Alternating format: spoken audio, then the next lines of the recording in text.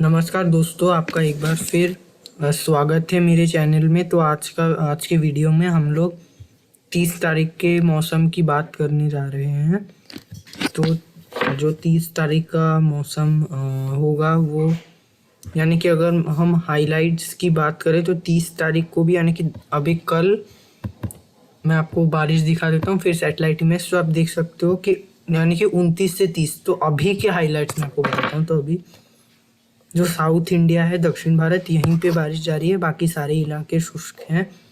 तो यहीं बारिश अभी फ़िलहाल अगले 12 से 24 घंटों तक इसी इलाके में ज़्यादा बारिश रहेगी। फिर धीरे धीरे जो बारिश का स्प्रेड है, जैसे कि आपको पता है एक लो प्रेशर यहाँ पर ऑलरेडी डेवलप हो रहा है जो कि थोड़ा आगे बढ़ेगा। हो सकता है लैंडफॉल ना करे पर थोड़ा आगे बढ़कर गुजरात के आसपास आएगा या फिर इस तरफ आएगा, तो ये भी बारिश बढ़ाएगा। इसके साथ साथ एक वेस्टर्न डिस्टर्बेंस भी उत्तर भारत में आएगा जो कि बारिश बढ़ा सकता है। दिल्ली, एनसीआर, पंजाब तक इफेक्ट देखने को मिल सकता है। उत्तरी राजस्थान का बस पश्चिमी इलाका छोड़कर और एक कच्छ का रीजन छोड़कर बाकी इलाकों में यहाँ पे इफेक्ट देखने को मिलेगा। और बारिश धीरे धीरे ऐसे मूव करेगा तो उत्तर प्रदेश के बस कुछ एक्सट्रीम पूर्व इलाकों को छोड़कर बिहार से सटे हुए बाकी सारे इलाकों में लखनऊ हो सकता है प्रयागराज तक के इफेक्ट देखने को मिले, नागपुर तक देखने को मिलेगा। और तब तक क्या होगा कि बंगाल की खाड़ी में जो वेदर सिस्टम है ये काफ़ी स्ट्रॉन्ग वेदर सिस्टम हो सकता है साइक्लोन जवाद बन जाए, जो कि इस प्रकार अभी के अनुमान के हिसाब से आंध्र प्रदेश में इस इलाके में लैंडफॉल करके इस तरफ बढ़ जाएगा, जो कि इन इलाकों में काफ़ी अच्छी बारिश दे सकता है। इन सारे इलाकों में रायपुर तक, छत्तीसगढ़ के भी इलाकों तक इस साइक्लोन का असर देखने को मिलेगा। यानी कि पूर्वी उत्तर प्रदेश, पूर्वी मध्य प्रदेश के रीजन हो सकता है विदर्भ तक इसका असर देखने को मिले, तेलंगाना तक। और ये जो है जो आपका नॉर्थ ईस्ट मानसून है जिसमें हवाएं इस प्रकार उत्तर पूर्वी चलती है, उसको वीक करके हवाएं, क्योंकि क्या होगा कि जो हवाएं हैं वो इस प्रकार चलेगी, दक्षिण पश्चिमी, दक्षिण पूर्वी हवाएं इस इलाके में चलती रहेगी, जिसके कारण जो नॉर्थ ईस्ट मानसून वीक हो जाएगा। और धीरे धीरे तमिलनाडु में बारिश की गतिविधियाँ कम होगी, पर फिर से एक बार फिर जब यहाँ पर सिस्टम वीक होगा, यहाँ पर जाकर यानी कि काफ़ी वीक हो जाएगा, फिर से एक बार फिर नॉर्थ ईस्ट मानसून उभर आएगा। तो अभी के बारिश की गतिविधियों की हम बात करते थे। इस सैटेलाइट इमेज मैंने आपको जैसे दिखा दिया, ये एनिमेटेड इमेज है। ये आप देखिए, जो एनिमेटेड इमेज है उसमें आप बादलों को देख सकते हैं कि दक्षिण भारत में भी इस प्रकार मूव करे, नॉर्मल नॉर्थ ईस्ट मानसून जैसा। यहाँ पर ये लो प्रेशर ऑलरेडी बन चुका है। यहाँ पर मैं आपको और आराम से अच्छे से समझा दूंगा wiki.com में, यानी कि जो वेदर मॉडल है वहाँ पर ECMWF का यहाँ पर स्लाइड करके यहाँ पर ये जो सिस्टम जो दक्षिण वियतनाम सागर के आसपास जो बना हुआ है वो, यानी कि यहाँ पर यानी कि जो साइक्लोन जेनेसिस है, जो कि यानी कि एक लो प्रेशर या फिर डिप्रेशन या उससे ज़्यादा का इंटेंसिटी, यहाँ पर एक सिस्टम बना हुआ है जो कि इन आइलैंड्स में लैंडफॉल करेगा, यहाँ पे प्रभावित करते हुए एक बार फिर बंगाल की खाड़ी में आएगा और अंडमान निकोबार के आसपास आते आते हो सकता है एक लो प्रेशर बने। पर अभी जो पहले जितना सशक्त दिखा रहा था विंड स्पीड्स उससे कम है, बारिश भी थोड़ी कम हो सकती है। हालांकि ट्रैक लगभग सेम है। GFS के ट्रैक को भी मैं दिखा दूंगा, ECMWF का भी ऐसा ट्रैक है, GFS का अभी मैं आपको दिखा दूंगा। दोनों का लगभग एक है, पर कोई वेदर सिस्टम्स वेदर मॉडल्स अभी ये दिखा रहे हैं कि वो जो है इस प्रकार, यानी कि काफ़ी ज़्यादा एक पहला ट्रैक मैं बता देता हूँ। तो पहला ट्रैक है कि विशाखापट्टनम, यानी कि ये जो इस इलाके में विशाखापट्टनम के आसपास यहाँ पर उत्तरी आंध्र प्रदेश में लैंडफॉल करके इस प्रकार विकर वोकर यानी कि छत्तीसगढ़ में थोड़ा मोड़ा प्रभाव डालेगा, पर ज़्यादातर यानी कि उड़ीसा होते हुए, पश्चिम बंगाल होते हुए उत्तर पूर्व में जाएगा। दूसरा ट्रैक ये दिख रहा है कि ये इस प्रकार यानी कि काफ़ी ज़्यादा रिकर्व होकर जो बांग्लादेश का कोस्ट है, यानी कि पश्चिम बंगाल से भी दूर बांग्लादेश और यहाँ पर जो त्रिपुरा हालांकि थोड़े अंदर आता है, पर यानी कि काफ़ी सी के करीब है। आप देखिए यहाँ पर, तो इस इलाके में लैंडफॉल करके यहाँ चले जाएगा, यानी कि पूरे इस इलाके में चले जाएगा और वीक हो जाएगा। तो ये दो अभी दिखाई दे रहा है। तो अभी हम लोग पहले जो है फिलहाल के 24 घंटे की मौसम की बात करते हैं। तो दक्षिण भारत से शुरुआत करते हैं। तो दक्षिण भारत में भी बारिश जारी रहेगी, हल्की से मध्यम सारे इलाकों में। धीरे धीरे ये जो वेदर सिस्टम जो सशक्त होगा, धीरे धीरे अभी बारिश को बढ़ाएगा, मध्य महाराष्ट्र तक बारिश बढ़ जाएगा। आप देखिए 1 तारीख होते होते गुजरात और इस इलाके में, जैसे मैंने बोला, बारिश बढ़ जाएगा। तो ये दक्षिण भारत का हमने बात कर लिया, अभी जारी रहेगी। तो मध्य भारत का बात कर लेते हैं। तो मध्य भारत में ये बारिश धीरे धीरे आगे बढ़ेगा। आप देखिए 1-2 तारीख को और बढ़ जाएगा। तो और उत्तर भारत में भी स्प्रेड करेगा। तो उत्तर भारत का भी मैं बता देता हूँ, यानी कि एक समराइज अभी कर लेते हैं, क्योंकि अभी जो बारिश है बढ़ेगा तो उसके बारे में भी डिटेल में बात करेंगे। तो फिलहाल का स्थिति में उत्तर भारत का, मध्य भारत का दिखा दूं तो उत्तर पश्चिमी हवाएं अभी जो है काफ़ी, यानी कि अच्छी है, अच्छी गति से। आप देखिए मध्य भारत में इस इलाके में नॉर्थ ईस्ट चल रही है, जो रिकर्व होकर आ रही है उत्तर पश्चिमी हवाएं। इस प्रकार आपको पता ही है पश्चिम बंगाल में भी आ रही है, जिसके कारण जो तापमान काफी गिर चुका है, दिन का भी तापमान गिर चुका है, रात को भी। अभी जो मध्य भारत का भी इलाका है, यहाँ पर 15 से नीचे चला गया। उत्तर भारत में तो 10 के आसपास, 1-2 इलाकों में सिंगल डिजिट ऑलरेडी आ चुका है। और पहाड़ों में एज यूजुअल माइनस है। तो पूर्वी उत्तर पूर्व में भी तापमान गिरा है, और ये जो है इस इलाके तक तापमान को गिरा है। पर अभी धीरे धीरे हो सकता है थोड़ा तापमान बढ़ेगा, पर दिन के तापमान गिर जाएंगे अगर बारिश होगी, क्योंकि रात के बढ़ जाएंगे। तो अभी आप देखिए कि जो आगे का बारिश का मध्य भारत में आप देख सकते हो, मध्य भारत उत्तर भारत में अभी तापमान गिरे हैं, पर मिनिमम टेम्परेचर्स बढ़ेंगे जब बारिश होगी। तो आप देखिए कि 1 तारीख को ये जो वेदर सिस्टम काफी स्ट्रांग होकर गुजरात के और करीब करीब जाएगा, और एक ट्रफ रेखा इस सिस्टम से लगातार, यानी कि अब देखिए इसके साथ साथ ये ट्रफ रेखा और बढ़ेगी, तो दिल्ली एनसीआर तक बढ़ेगी। पर फिलहाल आप देखिए जो ट्रफ रेखा गुजरात, दक्षिण पूर्वी राजस्थान, पश्चिमी मध्य प्रदेश तक ट्रफ रेखा जा रही है, जिसके कारण बारिश बढ़ रही है। 2 तारीख को आप देखिए बारिश का स्प्रेड और बढ़ जाएगा, ग्वालियर मुरैना के आसपास पहुंच जाएगा। राजस्थान के कुछ और हिस्से, हो सकता है जोधपुर तक बारिश को देखने को मिले, यानी कि मध्य भागों तक राजस्थान के और सौराष्ट्र के और भी कुछ रीजन्स में। और ये जो सिस्टम है गुजरात के और पास आएगा, तो गुजरात के कई जिलों में, दक्षिण जिलों में भारी बारिश हो सकती है, और अनसीजनल रेनफॉल से नुकसान भी हो सकता है, और हो सकता है फायदा भी हो, जहाँ लोगों को बारिश की काफी इंतजार थी। तो अब देखिए भावनगर, सूरत, वडोदरा में काफी भारी बारिश हो सकती है। और जो यानी कि 2 तारीख को और आगे, और ये सिस्टम जैसे जैसे अंदर आएगा ट्रफ रेखा और आगे बढ़ेगी। अब देखिए जयपुर, अलवर तक बारिश पहुंच जाएगी, हल्की से मध्यम। और 2 तारीख के और सुबह, यानी कि अर्ली मॉर्निंग 5 से 6 बजे दिल्ली एनसीआर तक बारिश पहुंच जाएगी। ये इस सिस्टम का भी प्रभाव होगा। Weak western disturbance Delhi NCR ही नहीं, उत्तराखंड के भी इलाके, तराई के और पश्चिमी उत्तर प्रदेश के भी कुछ इलाके, हरियाणा के भी कुछ इलाकों में बारिश पहुंच सकती है।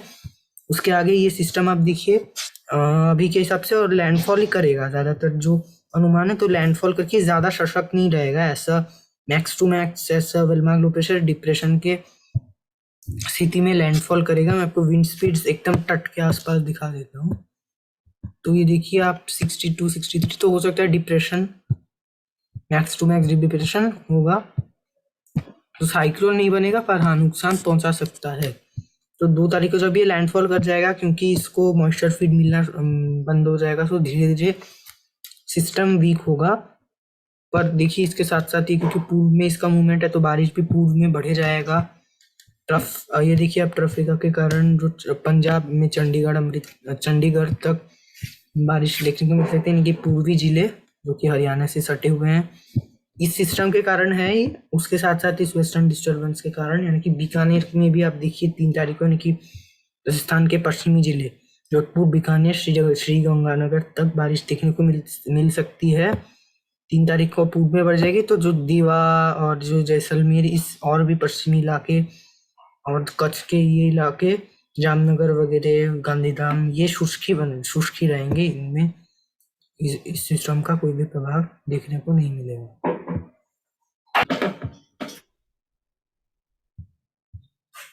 तो ये मैंने जैसे बोला कि जैसे ये पूर्व में बढ़ता जाएगा, जो बारिश है वो जैसे पूर्व में बढ़ेगा, तो देखिए कि बीकानेर, जोधपुर धीरे धीरे साफ हो जाएंगे। यहाँ पे लाइट रेंज जो जारी थी, हालांकि पंजाब में जो रेंज जारी है वो इस वेस्टर्न डिस्टर्बेंस के कारण ही है। और जो न्यू दिल्ली में भी कुछ इलाकों में, दिल्ली एनसीआर में जा रही है। तो कोटा में आप देखिए धीरे धीरे बारिश जो है वो पूर्व में समेटेगी, तो जयपुर, कोटा में जारी रहेगी। भोपाल वगैरह यहाँ पर आई है।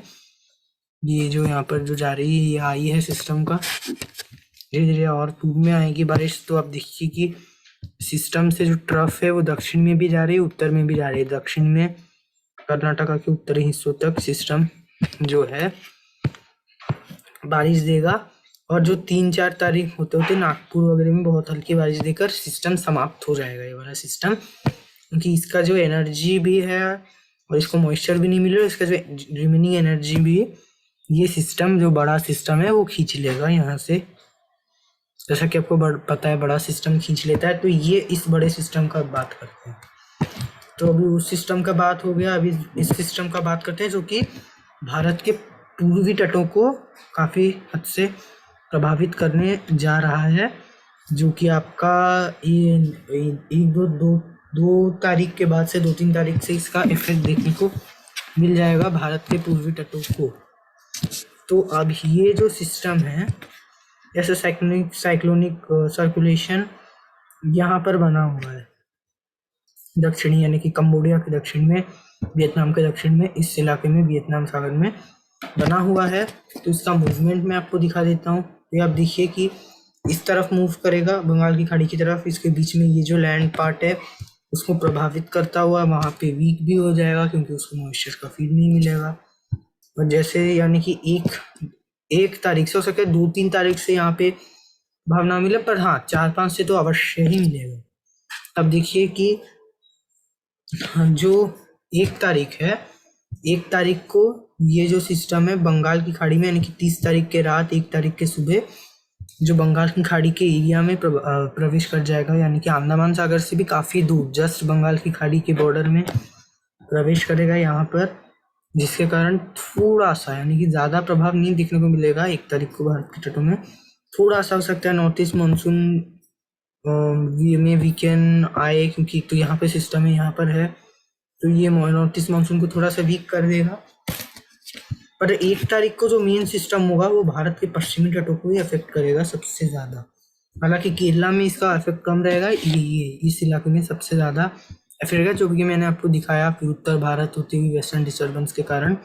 तो उत्तर भारत में जो वेस्टर्न डिस्टर्बेंस आएगा वो भी, उसका भी पहले बात कर लेते। फिर यहाँ पे मैंने जैसे बोला बंगाल की खाड़ी में प्रवेश करेगा, तो उत्तर भारत में हाँ मैंने जैसे बात कर लिया है, तो अभी दो वेस्टर्न डिस्टर्बेंस आने हैं सशक्त वाले आ सकते हैं। एक मैं आपको हाइलाइट्स दिखा देता हूँ। एक ये 2 तारीख को ये आएगा,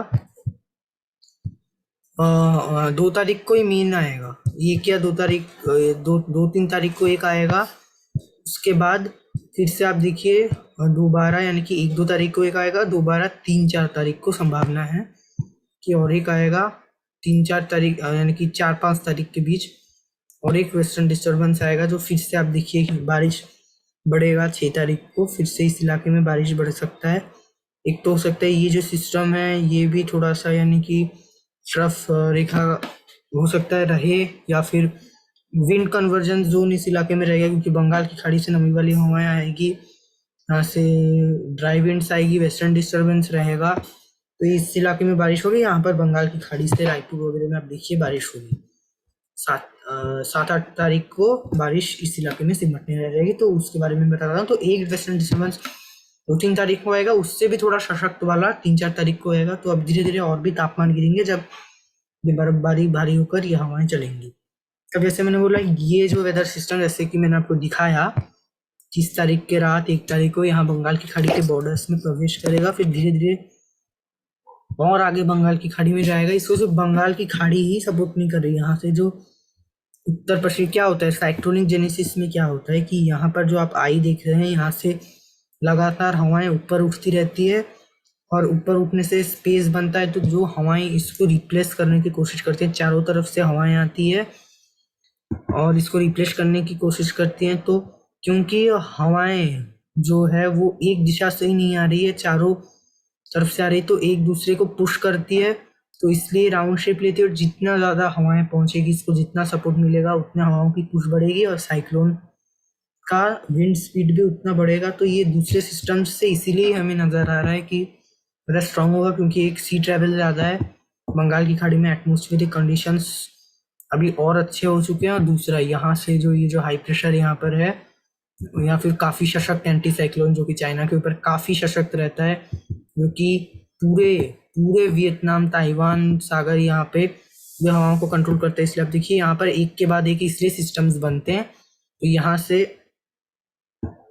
ये, हाँ, ये एक तरीका लेकिन थोड़ा आ गया है। हाँ, तो एक के बाद एक इन सिस्टम्स को, ये देखिए और एक बन रहा है, तो इनको सपोर्ट मिलता रहता है इन हवाओं से, जो कि एंटी साइक्लोन के कंट्रोल से हवाएं इस प्रकार इस सागर में आती है और यहाँ से नमी लेकर इस इलाके को, हमारे जैसे नॉर्थ ईस्ट मानसून होता है उसी प्रकार इस इलाके में बारिश भी देती है, दूसरा सिस्टम्स को हेल्प करती है। जैसे बंगाल की खाड़ी में आएगा, इसका सपोर्ट है, बंगाल की खाड़ी में एटमोस्फेरिक कंडीशंस अच्छे हैं। तो अब जो पहले जितना हमें उम्मीद था कि सशक्त होगा, तो पहले और भी काफ़ी अच्छे कंडीशंस थे बंगाल की खाड़ी में। तो अभी जैसे मैंने बोला दिन करीब आ रहे, तो अभी हमें नज़र आ रहा है कि पहले से थोड़ा वीक ही रहेगा सिस्टम, पर हाँ दूसरे सिस्टम से थोड़ा ज़्यादा स्ट्रांग रहेगा। इसका जो मेन इफेक्ट है वो उसके उत्तर में रहेगा। आप देखिए जो 2 तारीख के सुबह 1 तारीख के रात से अंडमान निकोबार में, स्पेशली निकोबार आइलैंड दक्षिण में भारी बारिश हो सकती है और धीरे धीरे सिस्टम और आगे बढ़ेगा।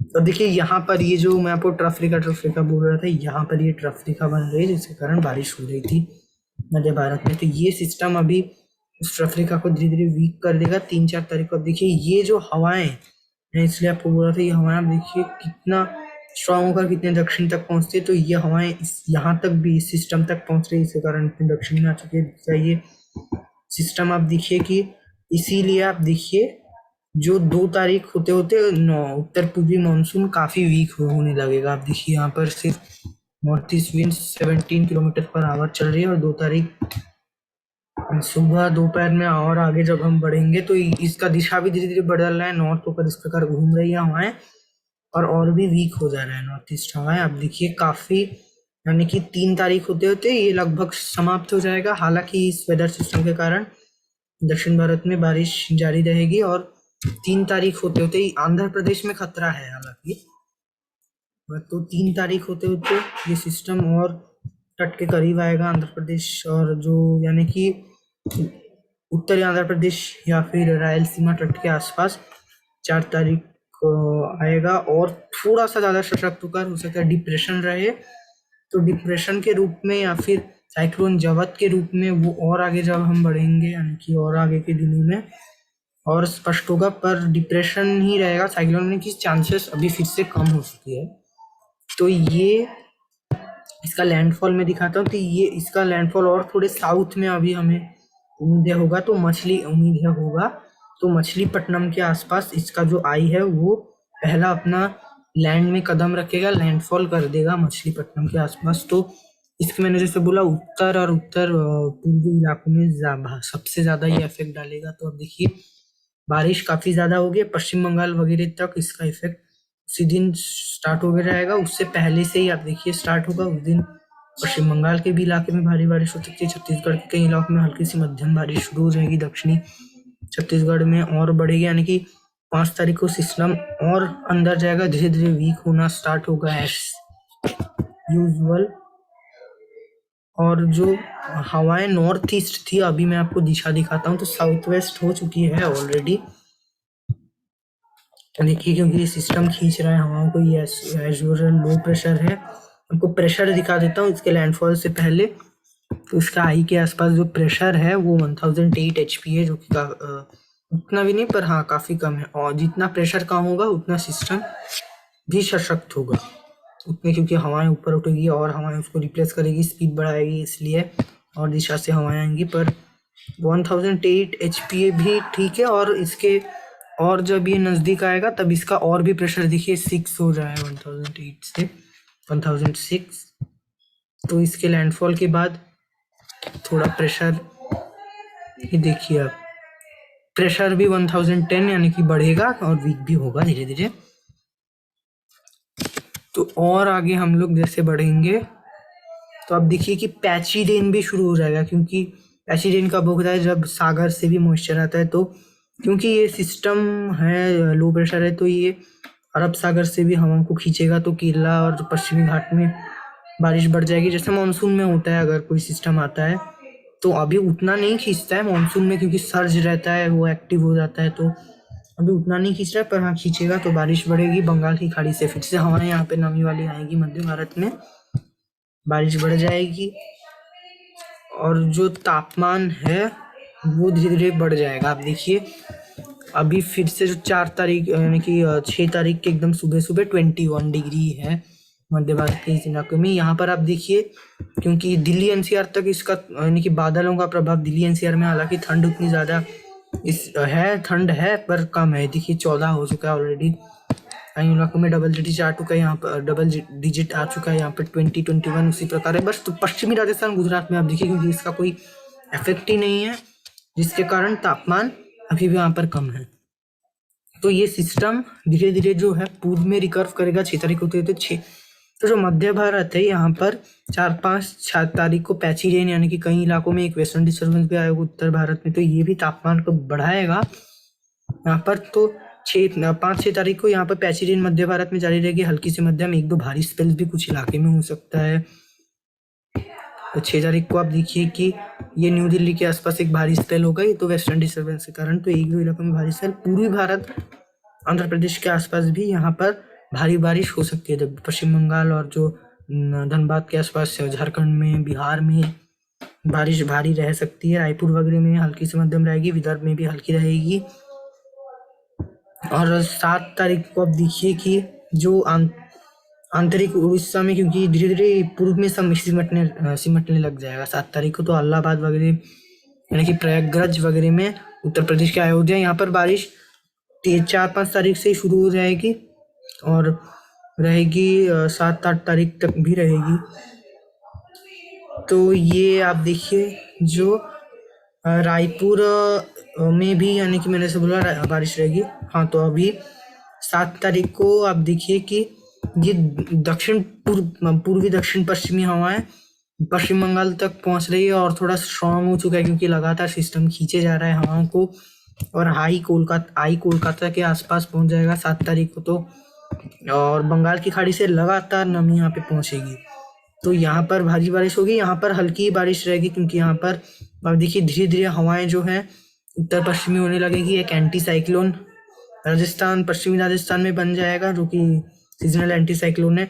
यहाँ पर ये साइक्लोनिक सर्कुलेशन रहेगा, कोलकाता में हो सकता है ट्रफ इस इलाके तक पहुंचे, जिसके कारण यहाँ पे बारिश हो रही है, हल्की बारिश। पश्चिम बंगाल में जैसे मैंने बोला भारी बारिश होती है बांग्लादेश तक। तो 8 तारीख को भी पश्चिम बंगाल में भारी बारिश जारी रहेगी, स्पेशली दक्षिण पश्चिम बंगाल में। धीरे धीरे बारिश बांग्लादेश होते हुए उत्तरी त्रिपुरा और धीरे धीरे असम के दक्षिणी इलाकों में पहुंचेगी धीरे धीरे। और जो 8 तारीख मतलब 7 तारीख के रात होते होते पश्चिम बंगाल धीरे धीरे शुष्क होगा, और ये जो मध्य भारत के इलाके भी धीरे धीरे शुष्क होंगे, और बारिश केवल उत्तर पूर्वी के पश्चिम बंगाल में जारी रहेगी, तो इस इलाके में ही सिमटते रह जाएगा। उड़ीसा में बारिश कमी आएगी, आंध्र प्रदेश में, तमिलनाडु में काफ़ी कम हो जाएगा। आप देखिए जो यहाँ पर थोड़ी थोड़ी पूर्वी हवाएं पहुँच रही है, काफ़ी कम है, बंगाल की खाड़ी से हवाएं लगभग नहीं है, क्योंकि यहाँ पर ही अट्रैक्ट हुए जा रहे हैं काफ़ी, यानी कि बारिश यहाँ पर मूसलाधार हो जा रही है उत्तर पूर्व में।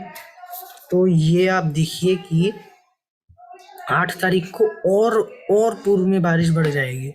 त्रिपुरा, फिर आपका ये मणिपुर, मिजोरम, इस इलाके में बारिश शुरू हो जाएगी, भारी बारिश उड़ीसा से धीरे धीरे हटने लगेंगी। यहाँ तक हो सकता है ट्रफ रेखा जाए तमिलनाडु तक, आप देखिए, इसलिए हवाएं इस प्रकार आ रही है धीरे धीरे। देखिए फिर से उत्तरी हवाएं पश्चिम बंगाल से आना शुरू हो रही है, ट्रफ रेखा यहाँ जा रही है।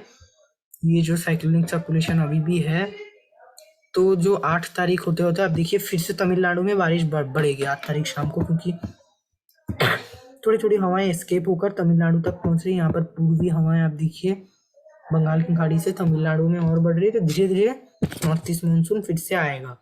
और रायपुर वगैरह में हो सकता है बहुत ही लाइट रेन 8-9 तारीख तक जारी रहे। उसके बाद जैसे ही नॉर्थ ईस्ट मानसून सशक्त होगा, तब इस इलाके में जो बारिश है वो समाप्त हो जाएगी, क्योंकि जब ये देखिए नॉर्थ ईस्ट मानसून जो अभी सशक्त हो रहा है, तो हवाएं थोड़ी पूर्वी हैं, मैंने जैसे बोला, तो पूर्वी हवाएं यहाँ तक भी असर डाल रही है, जिसके कारण बारिश है।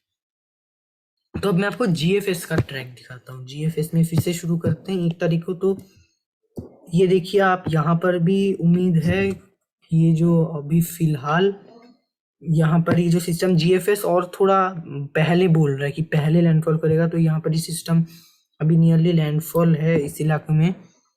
तब देखिए कि ये यहाँ पर जाएगा लैंडफॉल करके बंगाल की खाड़ी में प्रवेश कर। यहाँ पर जीएफएस के अनुसार ये और थोड़ा सशक्त होगा। अब देखिए और सशक्त होकर ये अंडमान निकोबार के आसपास ही एक वेलमार्क लो प्रेशर बन सकता है, वेलमार्क लो प्रेशर पर। और जो ये उसी लगभग उसी ट्रैक में पर ज्यादा सशक्त होकर। मैं आपको विंड स्पीड दिखाता हूँ। तो ये 67-70 और ECMWF के हिसाब से ये हालांकि थोड़ा पीछे है, तो केवल 38-42 इससे काफी कम है। तो ये 80 में चला गया है। मैं आपको फिर से km/h में दिखा देता हूँ। तो ये आया km/h। तो ये अब देखिए इसका जो ट्रैक भी जीएफएस दिखा रहा है थोड़ा उत्तर में है, और अब देखिए इसका थोड़ा रिकर्विंग ट्रैक दिखा रहा है जीएफएस। तो आप देखिए कि इसका जो जीएफएस के अनुसार ट्रैक है थोड़ा सा वीक हो जाएगा उड़ीसा के आसपास, क्योंकि इसका आई लैंडफॉल नहीं करेगा पर इनडायरेक्ट इफेक्ट उड़ीसा में 3-4 तारीख से शुरू हो जाएगा। क्योंकि ये क्या होगा कि यहाँ पर इस प्रकार तट के करीब करीब मूव करेगा। जीएफएस के अनुसार मैंने से बोला इसका लैंडफॉल थोड़ा सा जो है इस इलाके में हो सकता है।